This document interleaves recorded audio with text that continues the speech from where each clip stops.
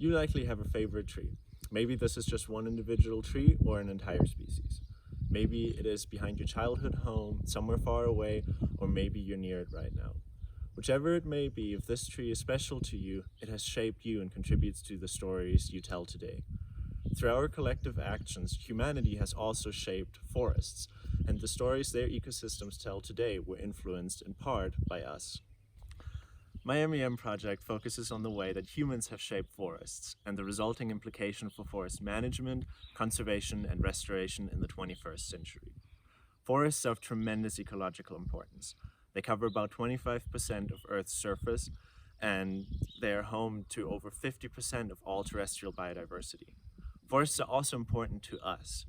More than 250 million people live in forests today, and there's evidence humans have lived in forests for the past 250,000 years. However, over the past 3 centuries, the Earth has lost 35% of its pre industrial forest cover, and 80% of all remaining forests today is somehow degraded due to direct human actions. To gain a deeper understanding of the challenges forest ecosystem are facing today, I participated in two separate forest restoration projects. My goals were to understand the science required to inform ecosystem appropriate restoration, to learn how restoration projects are best managed, and to gain an understanding of the underlying causes of forest degradation. While completing the two forest restoration projects, I also identified a set of 8 key management themes that determine the success of forest restoration projects. The first project is located at Adventure Unlimited Ranches, AU Ranches for short, in Buena Vista, Colorado. AU Ranches hosts a faith-based summer camp and a secular outdoor center in the spring and fall, which offers character building and outdoor activities for all interested groups, but especially serves middle schools with a focus on underserved and at-risk children. AU Ranches is located in the wildland-urban interface, where human communities and natural lands meet. Especially in the western United States, one of the biggest challenges communities near forests are facing is the threat of wildfires.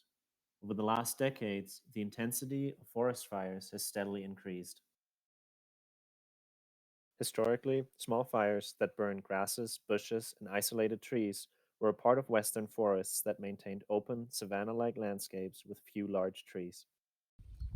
However, in the early 20th century, Americans began to suppress fires in order to protect timber resources, grazing lands, and watersheds. As a result, more trees started to survive and forests became denser. As you can probably imagine, where there are more trees, there's more wood to fuel forest fires when they happen. Once ignited, modern megafires will destroy entire stands of densely growing forests, and with it, the human communities in between. To protect the infrastructure at AU ranches, for example, the wooden cabins that host campers, the organization has been working to thin its forests. This effort was started and organized by ranch foreman Steve Murray, who served as my community sponsor.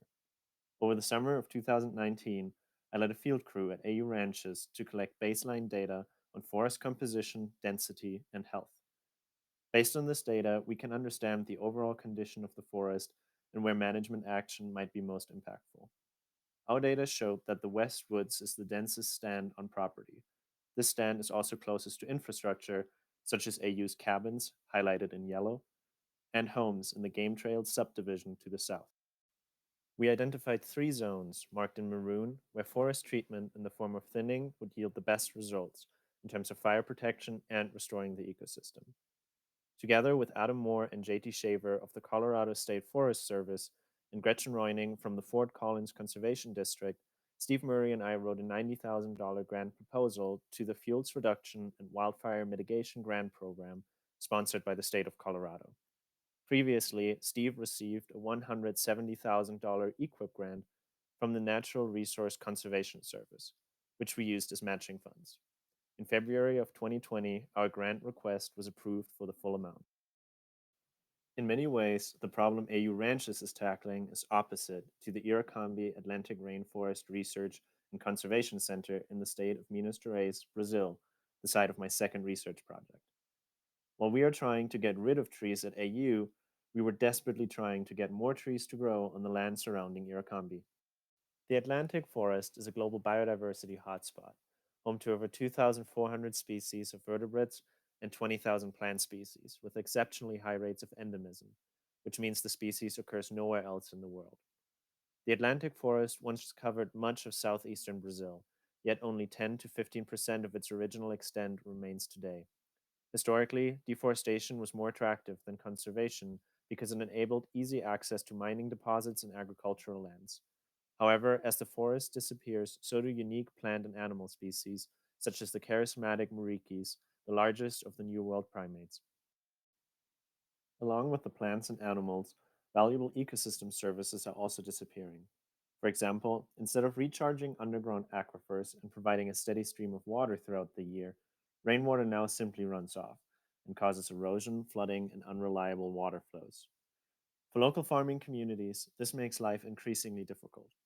To tackle the loss of biodiversity and improve the quality of life for local communities, Iracombi works to make the conservation of the Atlantic forest more attractive than its destruction. Through their Forests for Water project, I helped Iracombi plant trees on private farms in the community.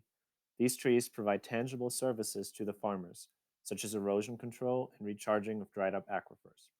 Additionally, the trees provide valuable habitat and increase biodiversity. One of the most challenging aspects of this project is to monitor the reforestation. Besides spending many days on remote farms in the Brazilian countryside planting trees, I worked with Robin and Binka Liberton, the founders of Iracombi, to develop a monitoring protocol specifically for the forests and reforestation projects at Iracombi. Broadly speaking, monitoring a reforestation project ensures that trees survive into adulthood and that the structure of the restored system approaches that of an undisturbed system in terms of ecosystem function, species composition, and habitat quality. Monitoring a natural forest, on the other hand, gives us an idea of how the restored system should eventually look like and allows us to detect disturbances early on. Traditionally, monitoring is carried out through field research, which is often slow and expensive.